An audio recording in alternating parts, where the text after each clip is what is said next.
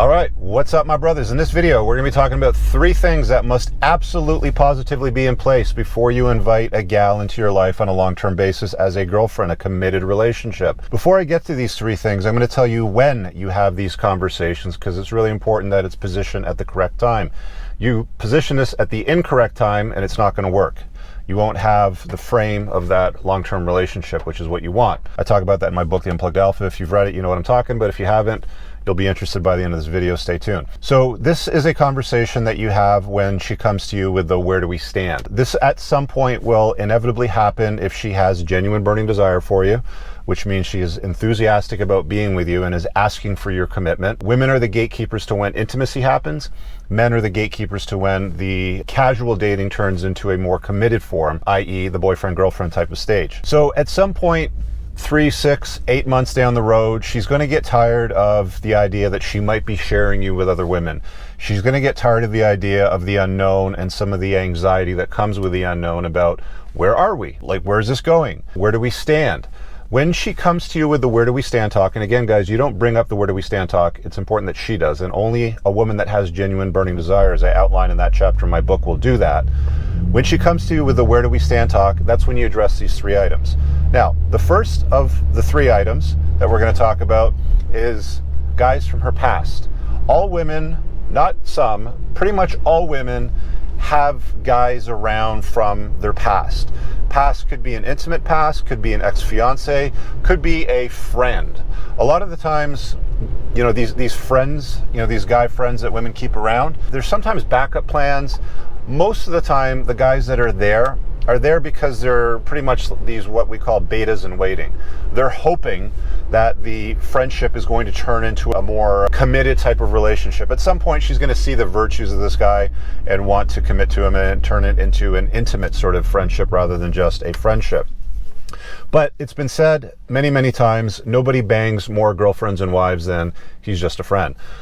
Many guys, when they've discovered that their girlfriend or wife has stepped out on them and betrayed them in the relationship and been intimate with another man, have been told at some point, oh, that guy, you don't need to worry about him. He's just a friend.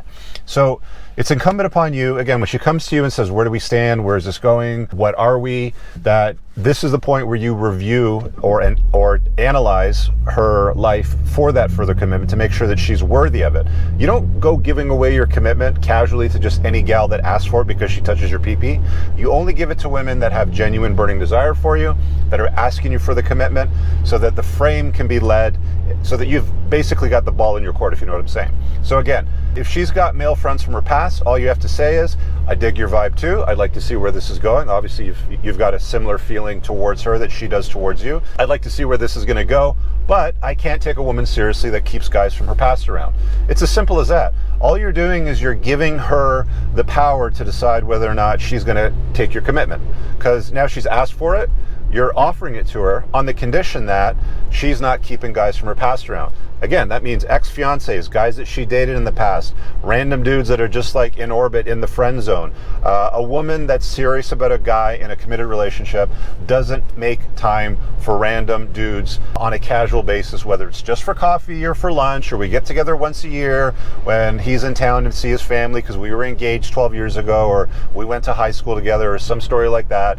It's very simple.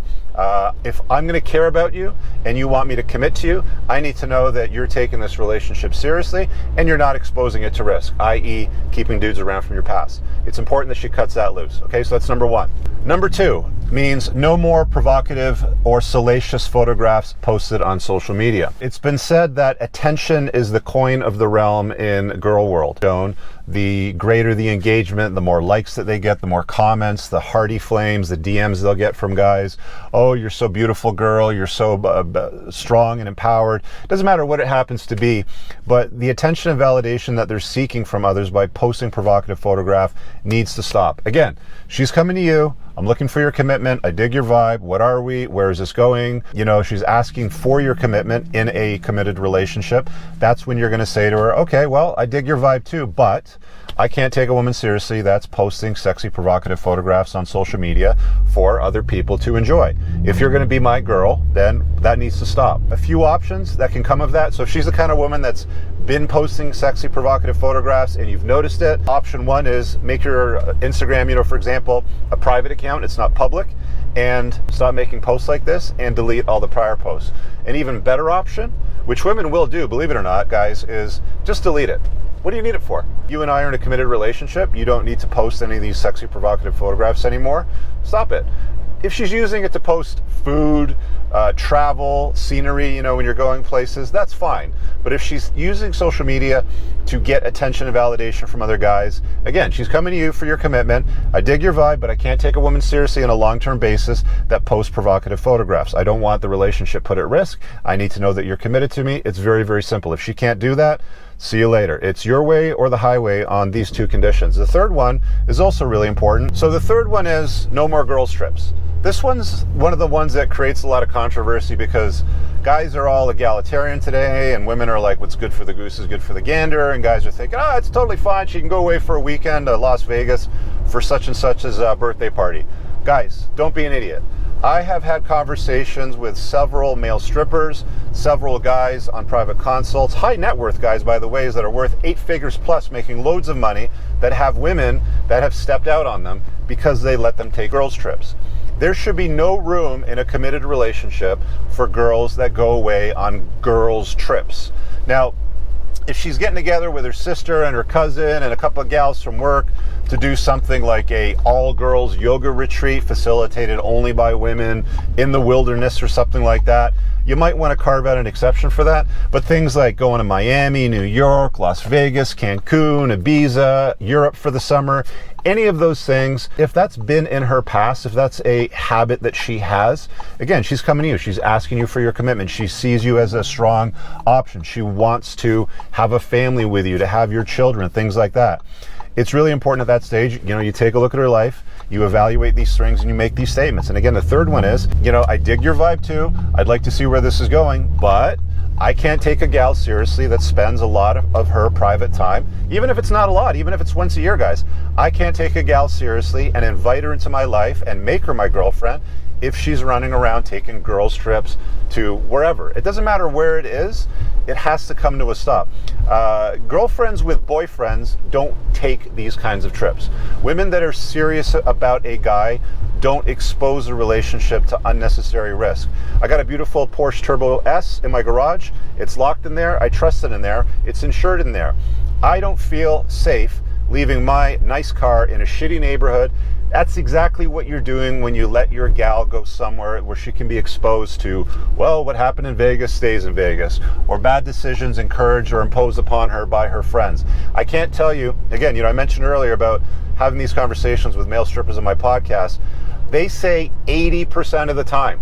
So this includes going away bachelorette parties, by the way, guys. 80% of the time, the women at these bachelorette parties are being intimate at some level, whether it's just touching, going to second or third base or going right for the full home run. They get involved with them on an intimate basis. 80% of the gals get involved in it. It's very rare that they don't. So why would you expose your gal, a woman that you're giving your commitment to these risks? It's unnecessary. I realize this is somewhat controversial, but this is what is required to manage a good long-term relationship, to make sure it's not exposed to risk. Pay attention to these things.